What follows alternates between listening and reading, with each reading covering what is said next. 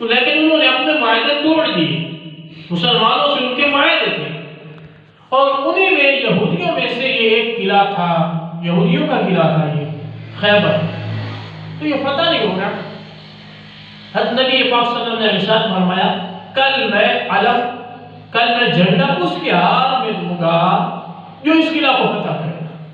اب سارے صحابہ جو بھی جنگجو تھے، سب کے اندر ایک خوشی کی لہر ہے۔ ہر کوئی اپنے بارے میں شاید سوچتا ہوگا کہ شاید مجھے جھنڈا مل جائے، لیکن دوسرے دن نبی پاک صلی اللہ علیہ وسلم نے ارشاد فرمایا این علی، علی کہاں ہے؟ تو جواب میں عرض کی گئی یا رسول اللہ صلی اللہ علیہ وسلم، حضرت علی کو آنکھوں میں درد ہے، تکلیف ہے۔ نبی پاک صلی اللہ علیہ وسلم نے بلایا اور لعاب مبارک آنکھوں میں لگایا، تکلیف دور ہو گئی۔ سبحان۔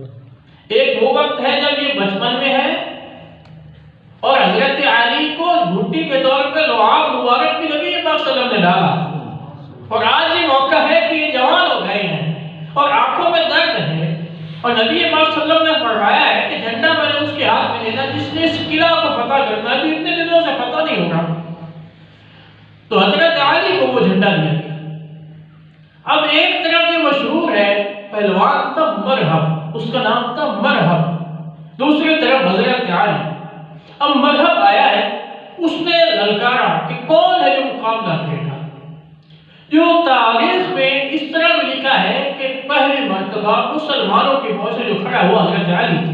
سبحان اللہ۔ اب ہر ایک اس بارے میں جانتا تھا یہ مرہب مشہور پہلوان تھا، اس کا مقابلہ کوئی نہیں کرتا تھا، کبھی اس کو شکست نہیں ہوئی تھی، ہر ایک اس کے بارے میں جانتا تھا، مرہب مشہور ہے، پہلوان ہے۔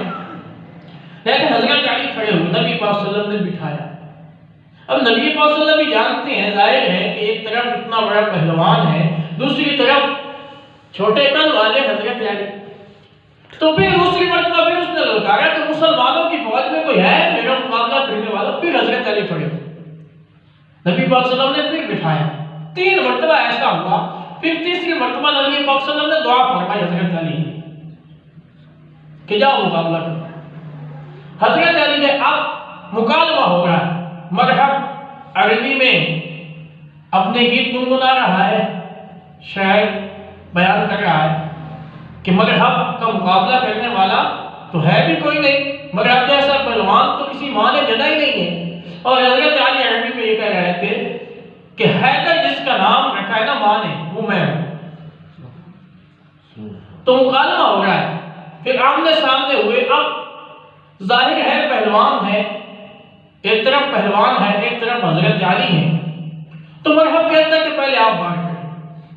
حضرت علی نے کہا نہیں، آپ کہیں گے شاید مجھے موقع ہی نہیں ملا، اگر میں پہلے وار کروں تو شکایت شاید وہ کرے کہ مجھے تو موقع ہی نہیں ملا، پہلے آپ وار کریں، پہلے آپ کریں۔ انہوں نے کہا نہیں، اس نے کہا نہیں آپ پہلے کریں۔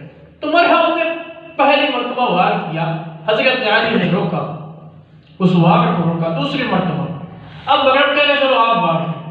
پہلا وار کیا حضرت علی نے، پہلی دفعہ حملہ کیا، یہاں سے اس طرح 2 ٹکڑے، اور یہ ہنس رہا ہے، مگر ہنس رہا ہے، اس کو معلوم بھی نہیں ہوا اتنی تیزی سے تلوار چلائی، 2 ٹکڑے ہو، یہ ہنس رہا ہے مرحب۔ حضرت علی نے کہا کہ ایک قدم چل کے دیکھ، قدم چلے 2 ٹکڑے گر گئے، اور یہ قلعہ خیبر فتح ہو گیا۔ اتنا بڑا مشہور جو پہلوان تھا مرحب نامی، اس کو شکست ہوئی۔ تو آپ دیکھ لیں کہ ایک مرتبہ حضرت علی رضی اللہ تعالیٰ عنہ